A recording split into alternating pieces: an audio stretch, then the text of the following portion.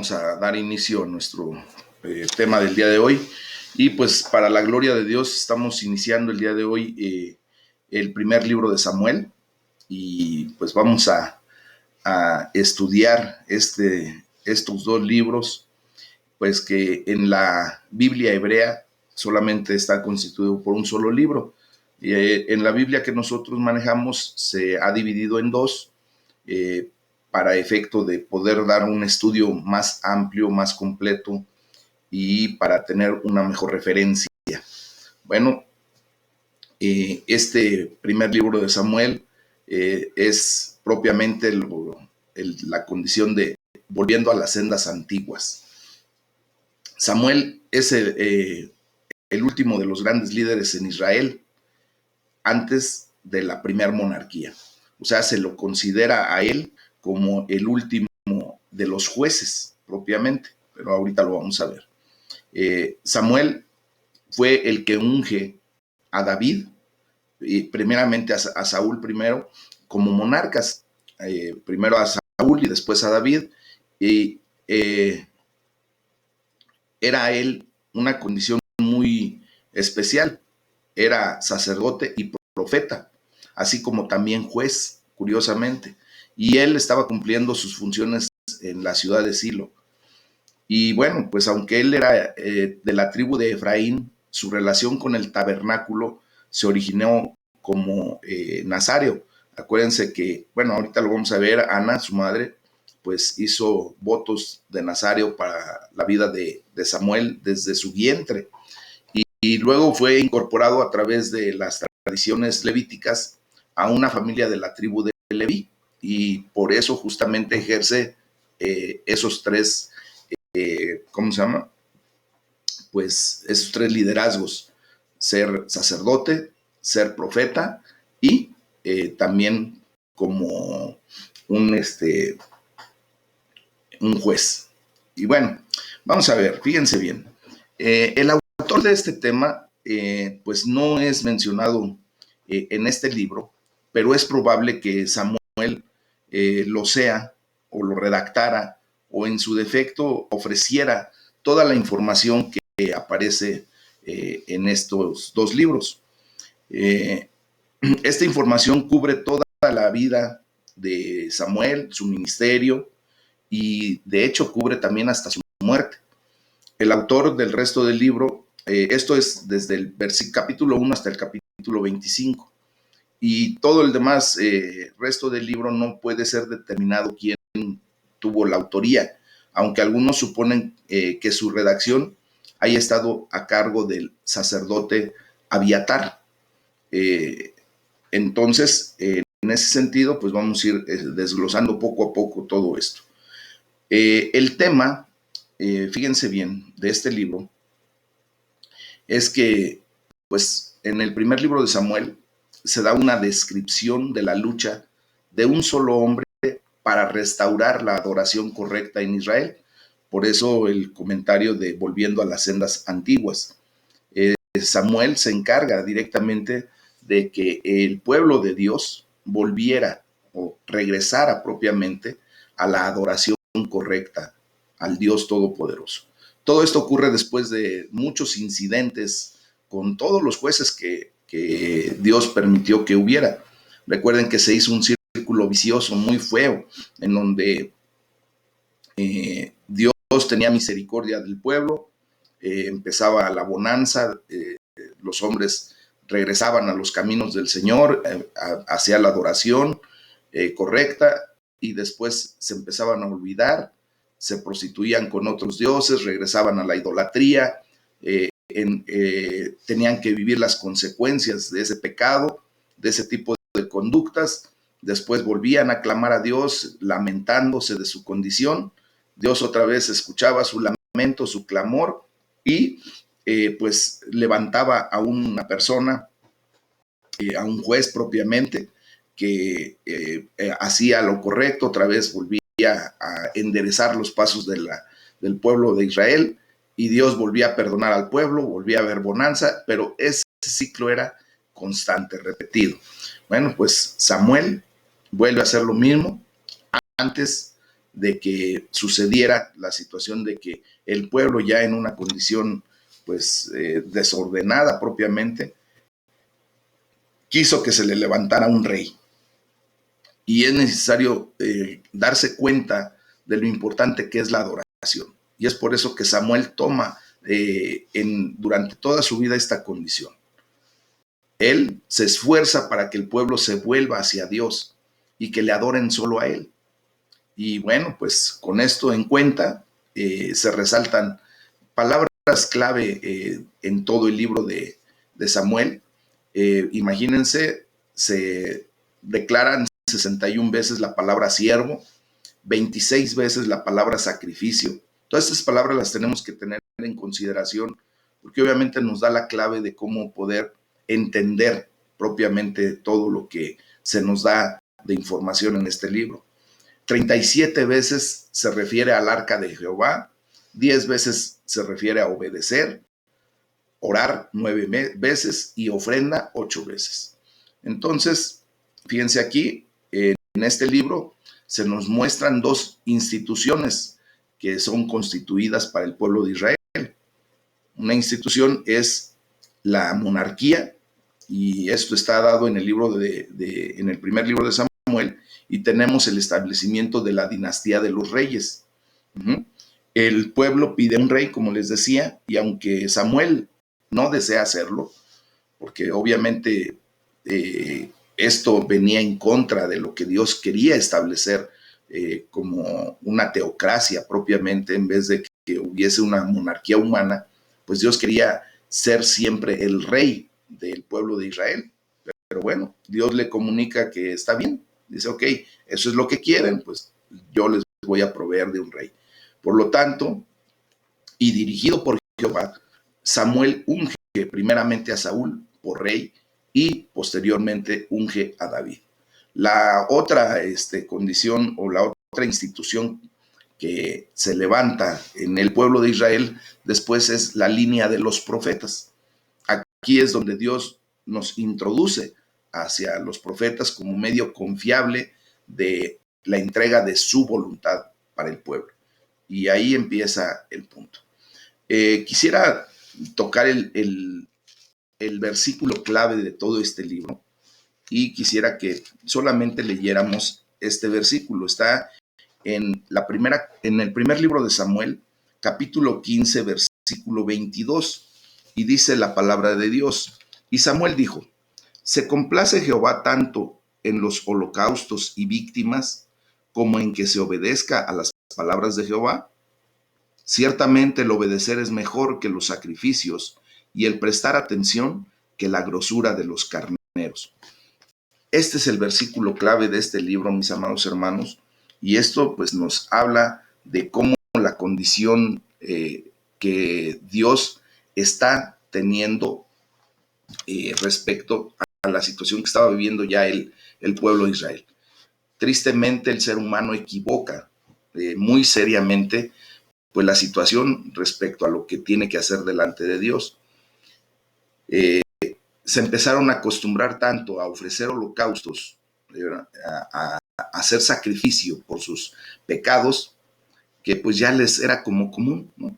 Ya era una situación en donde, bueno, decían, pues ya pequé, solamente llevo mi animal, mi cordero, mi carnero a que se sacrifique por mí, y pues yo vuelvo a hacer de las mías y no pasa nada. De todos modos, con el hecho de que yo lleve mi sacrificio, Dios me perdona y yo sigo viviendo como yo quiero.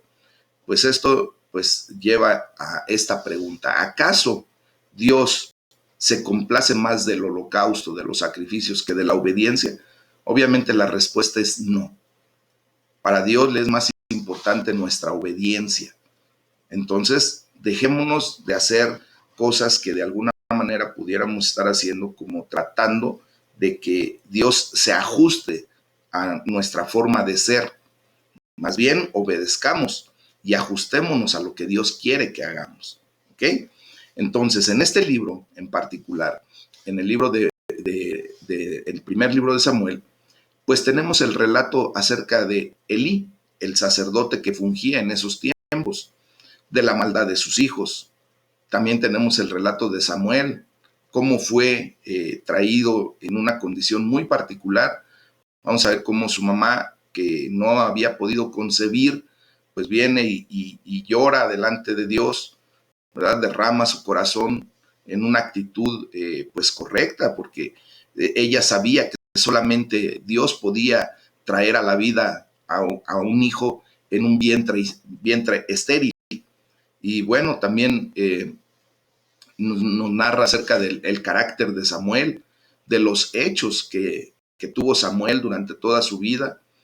Se nos narra acerca del nombramiento de Saúl como rey de Israel, y también se nos dice acerca de su mala conducta hasta que su muerte pues dio lugar a la ascensión de David al trono, que fue pues un tipo, acuérdense que en el Antiguo Testamento las cosas que suceden vienen a ser el tipo del Nuevo Testamento.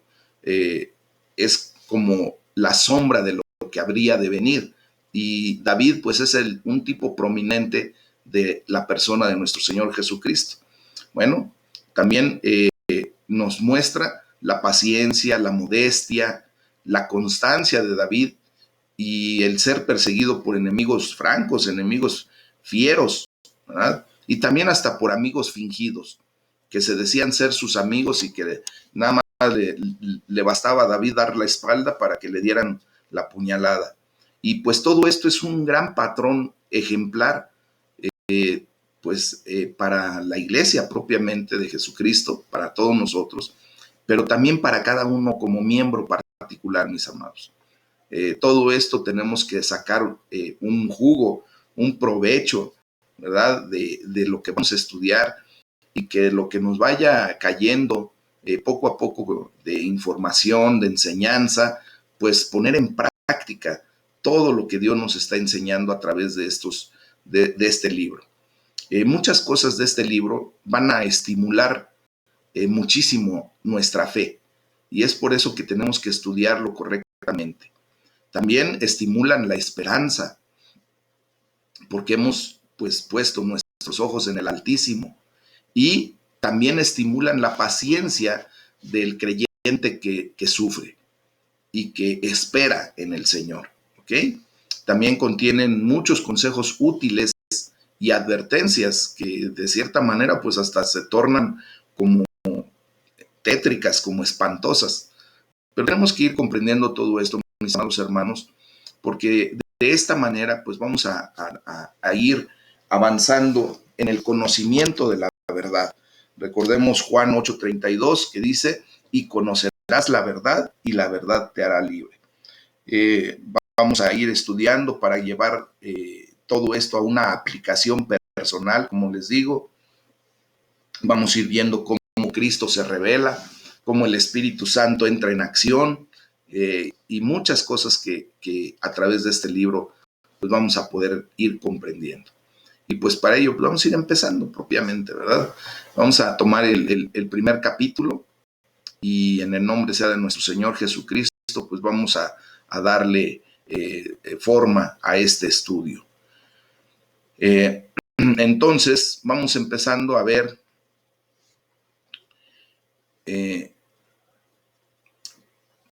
fíjense bien, como se vio en el libro de los jueces, la falta de líderes espirituales y la tendencia del pueblo de desfallecer ante cualquier presión ha conducido a una situación pues deplorable en Israel.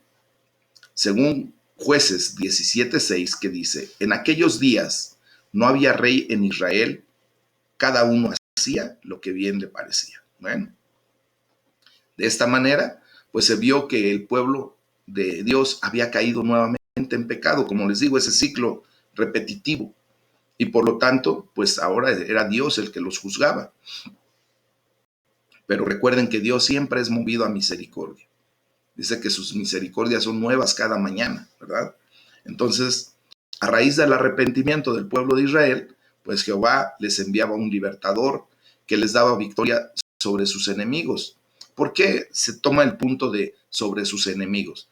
Porque recuerden que Dios empleaba a los enemigos del pueblo de Israel, a los pueblos circunvecinos al pueblo de Israel para levantarse en contra del pueblo de Dios y ser como el aguijón, ¿verdad?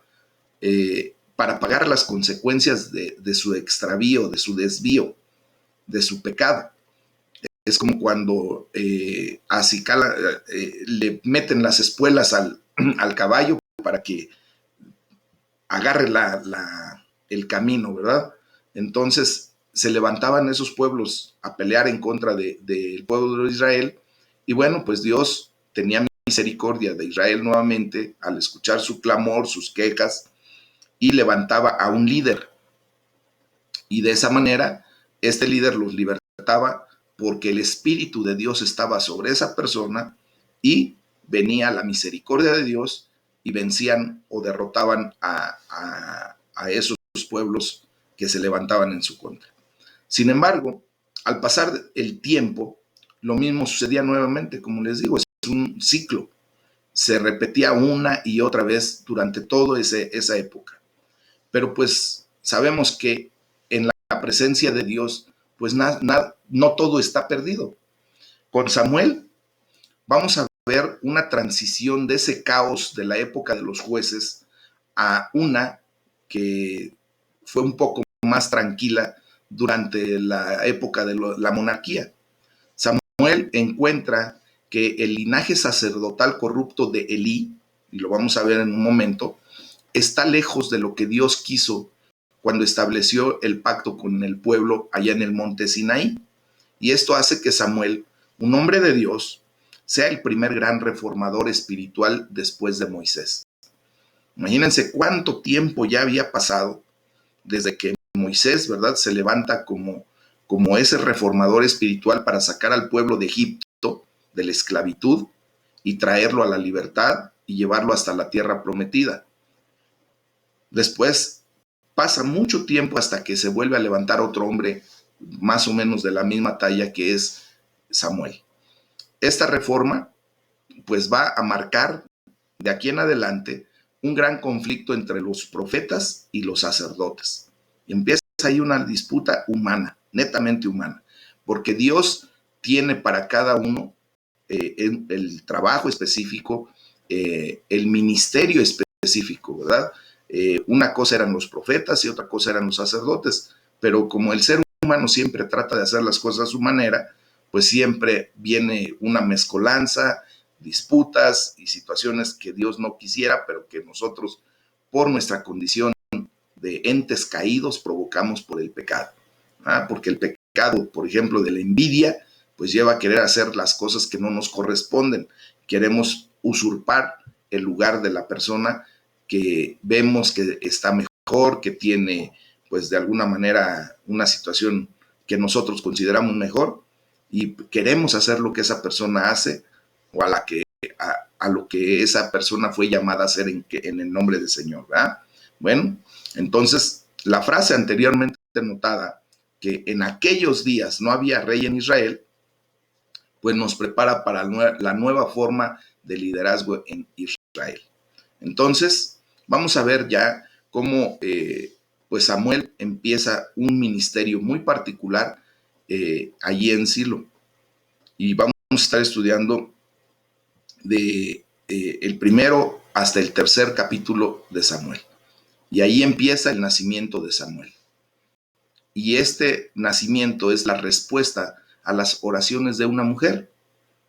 Y vamos a tener que notar una importancia de la condición del tipo de familia que es la familia de Elcana. Elcana, ¿verdad? El padre de Samuel propiamente, es una familia, a diferencia de la mayoría de las familias del pueblo, era consagrada a Dios, correctamente consagrada. Fíjense lo que vamos a leer allí en el capítulo 1, de los versículos 1 al 8. Aquí se nos muestra cómo es la situación de Elcana y su familia. De los versículos del 9 al 18 veremos la oración de Ana. De los versículos 19 al 28 vemos propiamente cuando nace Samuel y Ana, su madre, lo presenta al Señor. Entonces vamos a ir desglosando poco a poco todo esto. Vamos a ver de lo de los versículos 1 al 8, que es Elcana y su familia. Elcana, como vemos, pues era una persona, ¿verdad?, que tenía el origen de su tribu, de Efraín. Él venía de la tribu de Efraín, ahí del monte de Efraín, dice el versículo. Y aunque los sectores montañosos de Efraín no significa que es necesariamente de Efraín. Bueno, él era efrateo propiamente, era habitante de Belén. Y en el primer libro de las Crónicas de los Reyes, capítulo 6, versículos 33 y 34, se nos da la descendencia de Elcana. Él era descendiente de Coat, hijo de Leví. Fíjense bien cómo viene la genealogía de Samuel. Por eso llega el punto en el que, como decía anteriormente, se le liga, ¿verdad?, a la condición de levita, en ese sentido, ¿ok? Bueno, entonces, fíjense bien, llega la condición en donde vemos cómo Elcana seguía atendiendo el altar de Dios a pesar de la situación de diferencia de su familia, propiamente, ¿verdad? Tenía dos mujeres, y esas dos mujeres, una tenía hijos y la otra no. Y pues había desdichadamente diferencias ahí en su familia. Y quiero decirles que pues si la vida devocional de una familia no prevalece para poner fin a sus divisiones, pues no se debe permitir que las divisiones acaben con la vida devocional. Fíjense, aquí hay una enseñanza muy fuerte. Elcana seguía yendo cada año a adorar al Dios verdadero, ¿verdad? ¿Cómo se llama? Como su costumbre lo era. Subía de su ciudad para adorar y para ofrecer sacrificios a Jehová de los ejércitos allí en Silo. Y este tipo de adoración consistente y continuo de parte del Elcana y su familia, pues nos da claramente la idea de tipo de familia que eran. Eran fieles y estaban consagrados a la adoración de Dios. Y fíjense bien, por el tipo de ofrenda que presentaba en porciones, probablemente indica que estas son ofrendas voluntarias de paz solamente. Recuerden que él tenía dos mujeres, como les digo. Tenía a su esposa Ana y a Penina también.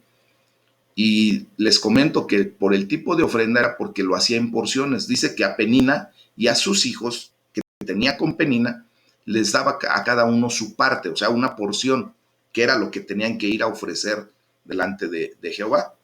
Pero a Ana le daba una parte escogida, porque amaba más a Ana que a Penina, aun cuando no tenía descendencia, así lo podemos leer ahí en la palabra. Entonces, pues fíjense lo que les comentaba, esto es una enseñanza grande, mis amados hermanos, porque aun cuando podamos tener diferencias dentro de nuestra familia, que pueda haber alguna desdicha en el interior de nuestra familia, diferencias, pues no debemos de dejar que esto nos quite de la vida devocional que debemos para con Dios. O sea, el hecho de que yo tenga un contratiempo no me tiene que llevar a dejar de ir a la iglesia, por ejemplo.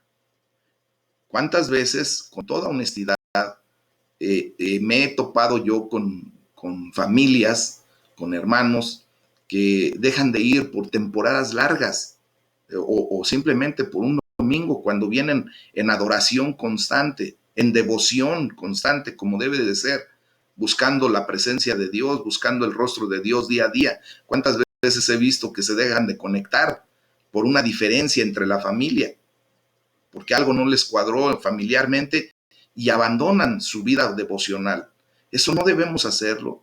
Aquí nos está mostrando claramente cómo nuestra fe personal nos debe de llevar a seguir avanzando. No debe acabar la devoción, la vida devocional, por este tipo de divisiones, por este tipo de condiciones. Bueno, disminuir nuestro amor justo por un pariente, por ejemplo, por una enfermedad inevitable y que es motivo de aflicción, pues simplemente es hacer que la providencia de Dios riña con su precepto y es añadir con maldad aflicción al afligido. ¿Qué quiere decir esto? Bueno, vemos cómo, por ejemplo, esta mujer, la esposa Penina, que tenía hijos, estaba afligiendo la vida de Ana, ¿verdad? Porque pues ella tenía una condición que en su situación era inevitable y era motivo de aflicción para Ana. Y entonces Penina tenía ahí la disputa.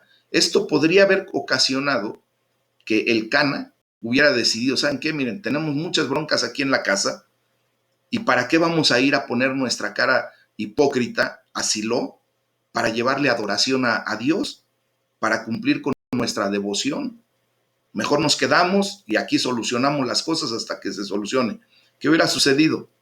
Pues nunca se hubiera solucionado allí el conflicto que tenía Penina y Ana, ¿verdad? Entonces, fíjense bien, prueba de una mala disposición es deleitarse en provocar dolor a quien tiene un espíritu entristecido e inquietar a quien tiene la tendencia a afanarse o incomodarse. Entonces, ¿qué tenemos que aprender de esto? Debemos aprender a llevar las cargas de los unos y por los otros, no aumentarle las cargas. Vemos cómo se nos relata que Ana no podía ya soportar la provocación de Penina. ¿Ah? Personas que son de un espíritu afanoso y dados a tomar muy en serio las provocaciones, pues se convierten hasta enemigos de sí mismos.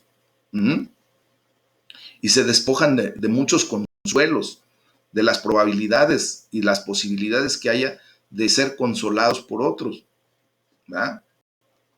Entonces, tenemos que notar que el consuelo y viene de parte de Dios. Debemos mirar siempre lo que está por nosotros, como también a lo que está contra nosotros. ¿Quién estaba por Ana? Pues simplemente Dios. Y vemos ya después cómo en esa condición, pues simplemente viene a ver la reacción de estar viendo cómo pues Jehová no le había concedido tener hijos a Ana, y esa era su aflicción, ¿verdad? Y su rival, o sea, Penina, pues la irritaba constantemente, continuamente, año tras año, ¿verdad? Pues tenía que soportar lo mismo. Y la reacción de Ana, ¿cuál fue?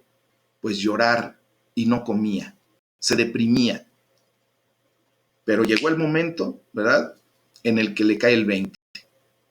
Y fíjense, hay una pregunta acerca de cómo el esposo, el Cana, le hace a Ana y le dice, ¿no te soy mejor que 10 hijos?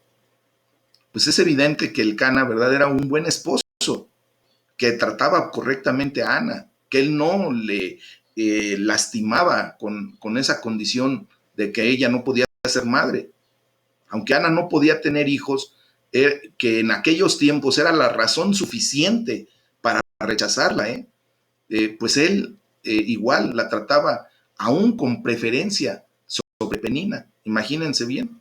Entonces vemos aquí la situación de que Ana mezclaba las lágrimas con sus oraciones. Consideraba, y aquí es a donde ustedes y yo tenemos que tener esta enseñanza, consideraba la misericordia de nuestro Dios, que conoce el alma atribulada. ¿Tú has tenido últimamente pesar en tu vida? ¿Has tenido necesidad? ¿Has tenido angustia? ¿Has tenido necesidad de consuelo? Pues recuerda lo que hizo Ana. Ana, ¿verdad? Pues simplemente consideraba la misericordia de nuestro Dios, que conoce el alma atribulada. Él te conoce perfectamente bien. Dios nos da permiso en oración, no solo para pedir cosas buenas en general, mis amados, sino también nos da permiso para mencionar aquello que en especial más necesitamos y más deseamos. Recuerden cómo lo hizo Ana, ¿verdad? Hablaba quedito. De hecho, no escuchaba más nadie lo que ella estaba orando delante de Dios. Nadie la podía oír. Y con esto solamente testificaba de su fe en Dios que es el que conoce el corazón y sus deseos. En ese tiempo, como les digo, Elí era el sumo sacerdote y también fungía como juez de Israel. Y pues aquí se nos enseña claramente que a ningún ser humano, a ti y a mí, no nos corresponde ser rudos y precipitados para censurar al prójimo, para señalar al prójimo por lo que está haciendo y pensar, ¿verdad? No nos corresponde pensar que la gente es culpable de cosas malas mientras el asunto sea dudoso o esté sin demostrar. ¿Cuántas veces hemos señalado a personas por hacer conjeturas nosotros mismos? Porque pensamos, no, es que fulano ya le puso el cuerno a sutana y por eso están de la greña. Y ni siquiera sabemos lo que está sucediendo. Y entonces empezamos a señalar y hacemos prejuicio, o sea, un juicio previo antes de conocer lo que está sucediendo. Entonces, ¿recuerdan lo que le dice el sacerdote Elí? Dice, oye, mujer, ¿hasta qué horas vas a estar ebria? Ya, por favor, digiere tu vino. Ana, en ese sentido, pues no contestó a la acusación, ni encaró a Elí, ni le dijo, oye, pues, ¿qué te pasa? Estás mal, o sea, yo ni siquiera he tomado, ¿por qué me dices eso? No, no, mis amados hermanos. Ella también podía señalar a Elí acerca de la mala conducta de sus propios hijos, pero ella no lo hizo. En cualquier momento, aquí se nos enseña que en cualquier momento debemos, en que nos estén censurando injustamente, que nos estén señalando injustamente, que nos estén acusando injustamente, pues debemos poner doble guardia, ¿verdad? A la puerta de nuestros labios, primeramente, para no devolver mal con mal, como dice la palabra de Dios, o de reproche por reproche, acusación por acusación. Muchas veces hemos escuchado y hemos hasta enseñado que cuando señalamos a alguien con un dedo, pues tres nos señalan a nosotros, ¿verdad? Entonces, siempre va a haber la posibilidad de que alguien te revire. Si tú estás acusando erróneamente a alguien por conjeturas que tú estás haciendo y señalas, ten mucho cuidado porque corres el riesgo de que te digan, pero si tú, ¿en qué condición estás?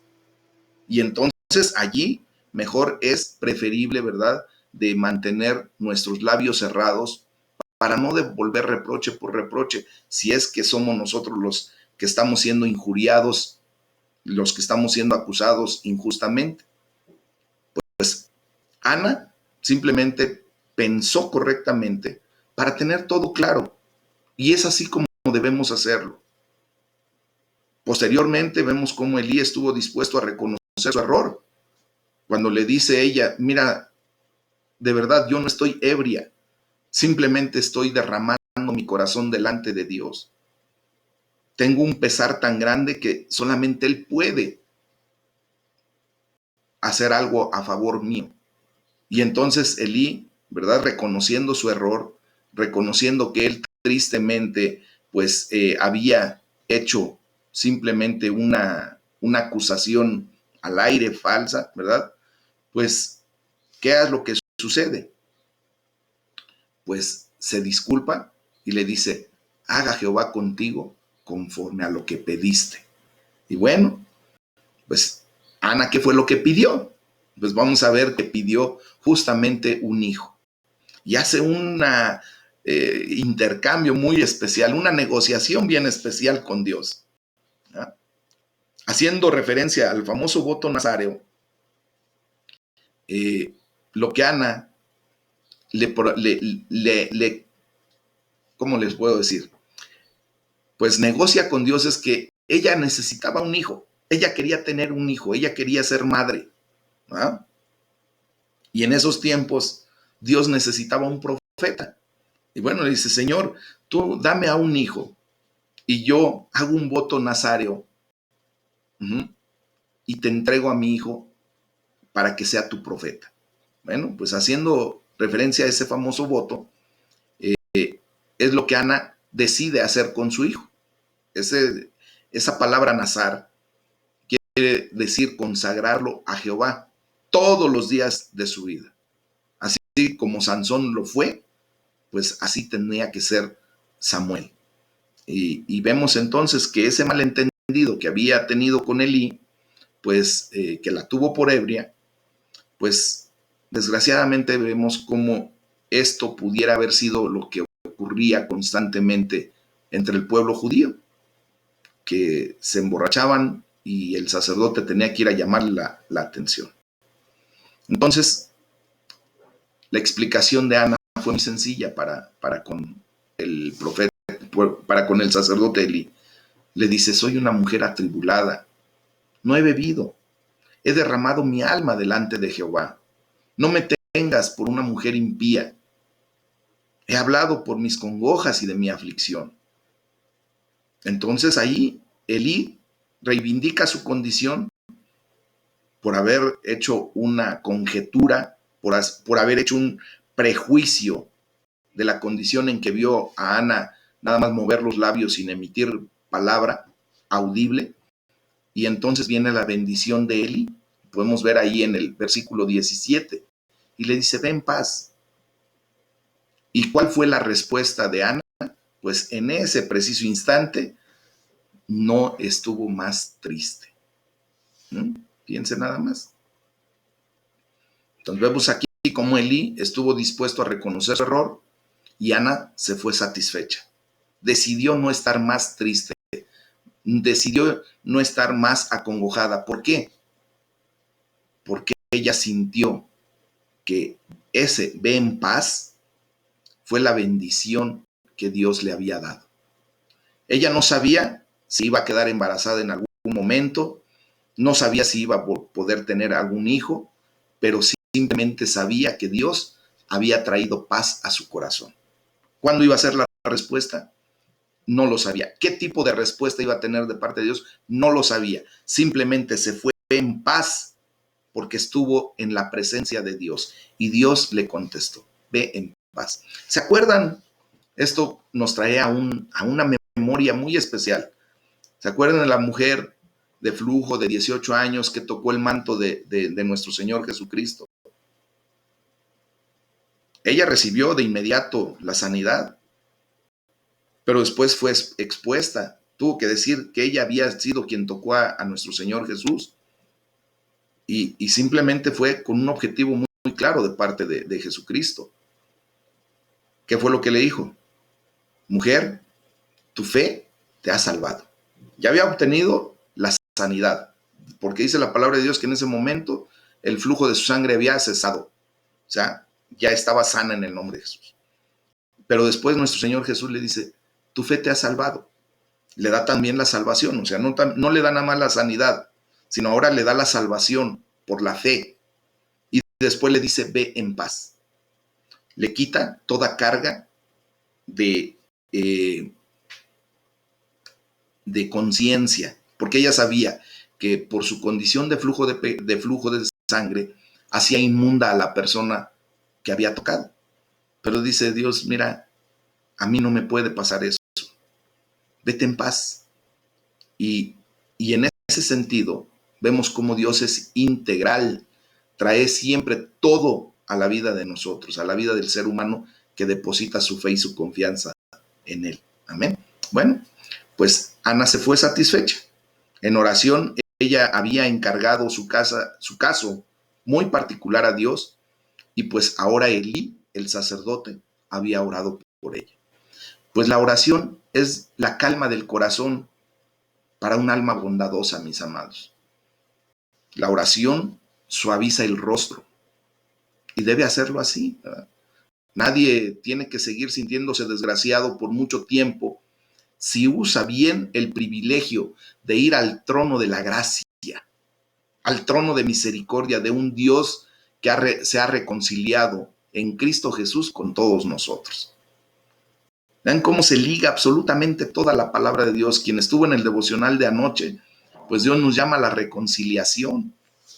Ahí en la segunda carta a los Corintios, capítulo 5, del versículo 16, del 17 en adelante, ¿verdad? Dios nos llama a la reconciliación, nos llama a ser sus embajadores. Bueno, pues es exactamente como la oración del sacerdote Elí, pues suaviza hasta el rostro de Ana, se va tranquila, ¿verdad? Ella sabe que al haber derramado su corazón delante de Dios, pues simplemente vendría su misericordia, porque había estado en el trono de la gracia. Por eso es importante que tú y yo nos acostumbremos a correr, así correr literalmente al trono de la gracia. Tú sientes congoja en tu corazón por algo que está sucediendo, ponlo en las manos de Dios, llégate al trono de la gracia. Ha sido abierto para que tú y yo podamos tener acceso con seguridad y confianza para obtener el pronto y oportuno socorro de nuestras vidas. Entonces, hagamos, usemos bien el privilegio que tenemos, mis amados hermanos, porque es el privilegio para todos aquellos que hemos decidido poner nuestra fe y nuestra confianza en Jesucristo. ¿Ok? Entonces nos damos cuenta de que, imagínense lo que comentaba al principio prácticamente, si el Cana, por el problema familiar que tenía, hubiese decidido ya no subir a Silo a continuar con su adoración a Dios, con su devoción a Dios, desgraciadamente no hubiera Ana podido llegar en aquel momento, pues, a la condición de derramar su corazón delante de Dios en la presencia de Elí, para que Elí como sacerdote pudiese orar por ella.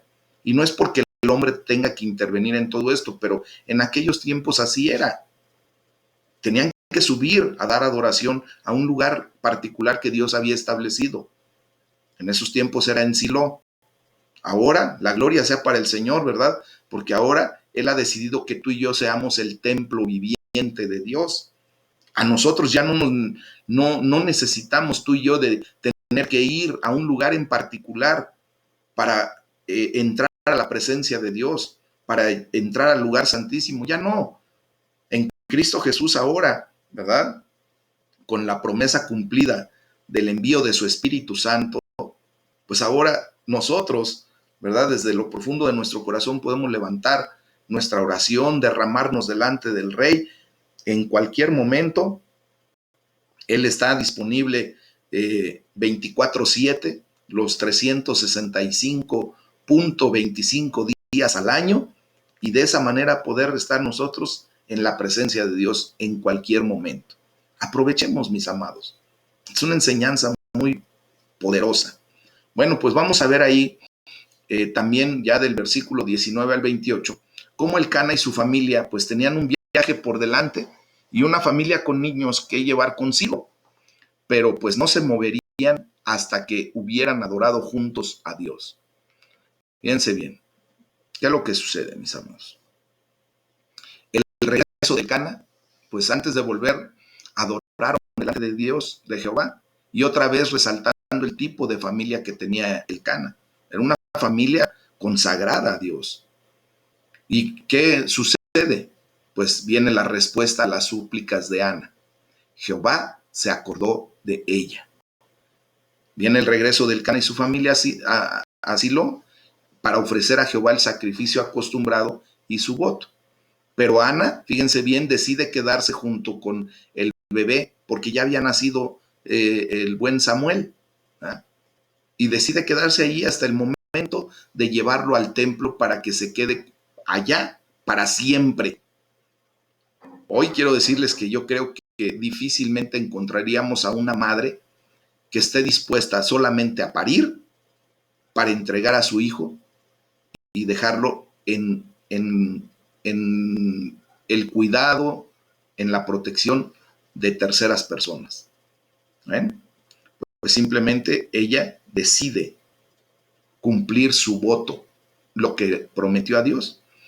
El Cana también, como un hombre entendido en la palabra, un hombre entendido en la devoción a Dios, pues aprueba la propuesta de Ana y la apoya. Entonces ya viene después del versículo 24 al 28 la consagración del niño y hacen una ofrenda. Es un niño, llevan un becerro de 3 años, un efa de harina, una vasija de vino, y viene la consagración del niño a Jehová para convertirlo, para hacer el voto nazáreo. Y bueno, quiero citar el versículo 27 y 28 del primer libro de Samuel, capítulo 1, y dice: por este niño oraba, y Jehová me dio lo que le pedí. Yo pues lo dedico también a Jehová. Todos los días que viva será de Jehová. Y adoró allí a Jehová. Amados, hemos dicho que cuando nosotros hacemos un compromiso con Dios,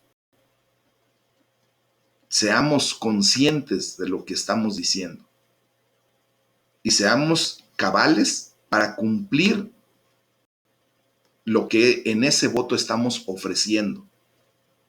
Es preferible mejor mantener nuestros labios cerrados cuando no estamos verdaderamente conscientes de lo que podemos estar diciendo delante de un Dios que no olvida ninguna de nuestras palabras. Es necesario para efecto de que cuando hacemos un llamado para hacer un pacto delante de Dios, tengamos mucha consideración, mis amados hermanos, para cumplir con lo que ofrecemos. Hemos hecho pacto de nuestros labios, con nuestros ojos, con nuestros oídos, con nuestra mente, ¿ah?, con nuestros pensamientos, de verdaderamente guardarnos para Dios. Cumplamos, mis amados. Es mayor bendición, fíjense bien lo que les voy a decir, es mayor bendición cumplir con los votos que hacemos delante de Dios que lo que hasta muchas ocasiones Dios nos da por ese voto. Vemos cómo la vida de Ana cambió literalmente después de que cumple con su voto. Bueno, y hace hasta un cántico, imagínense nada más. Y esto ya lo veremos el día de mañana. Ya empezaremos a ver el capítulo 2, ¿no? Vamos a ver cómo Ana levanta un cántico de adoración, un cántico en donde simplemente vemos el punto claro de una familia consagrada a Dios. Miren, nosotros tenemos que comprender que la oración y las vituallas, la provisión que tenemos que cargar, no estorban para el viaje, ¿verdad? Nosotros vemos que esta familia pues tenía que hacer una vitualla, una provisión para ir a Silo nuevamente a adorar.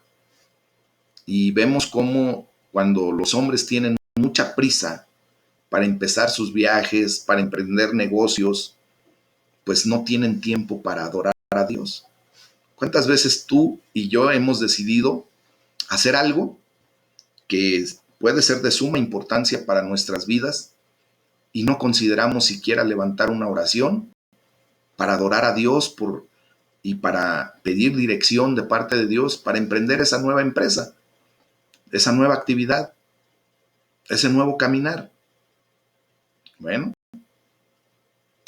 pues muchas veces hemos procedido sin la presencia y mucho menos sin la bendición de Dios.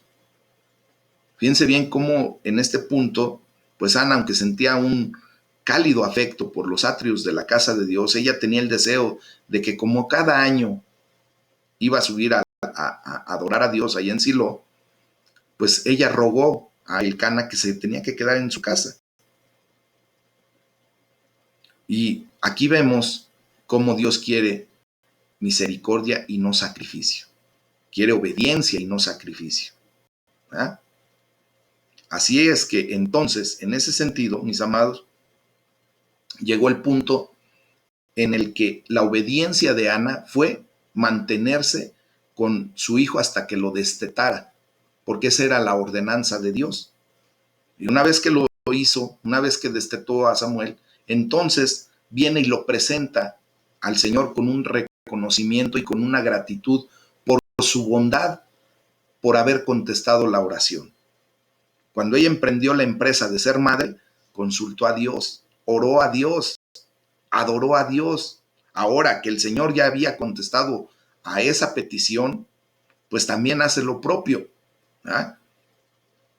Da un reconocimiento y gratitud por la bondad que Dios ha prestado para con ella. Y lo hace en oración, en ese cántico que vamos a estudiar el día de mañana, como le digo. Entonces, lo que debemos a Dios es lo que primero pedimos y recibimos de Él. Todas nuestras dádivas para Él, primero fueron dádivas suyas para nosotros. Todo lo que tú y yo hacemos, por ejemplo, cuando ofrendamos, cuando diezmamos, cuando disponemos de nuestro tiempo para presentarle el amor de Dios a otras personas, pues primero tenemos que considerar que Dios, ¿verdad?, fue el que hizo esas dádivas primeramente para nosotros. ¿De dónde tú vas a sacar tu ofrenda si Dios no te dio esa dádiva? ¿De dónde vas a poder dar el diezmo si antes Dios no te hubiese dado el trabajo del cual devengaste un salario para poder tú dar tu diezmo? ¿Sí te das cuenta? Lo voy a volver a repetir y con esto terminamos el día de hoy. Todas nuestras dádivas para Dios, primero fueron dádivas de Dios para nosotros. Entonces, cuando viene Ana, ¿verdad?, a presentar al niño Samuel, pues simplemente demostró que era un entendimiento de que Dios había tenido misericordia con ella y le había dado esa dádiva. Y por lo tanto ahora tenía ella que ofrecer delante de Dios. ¿Cómo la ven? Ponemos fin este día y mañana continuamos. Y para ello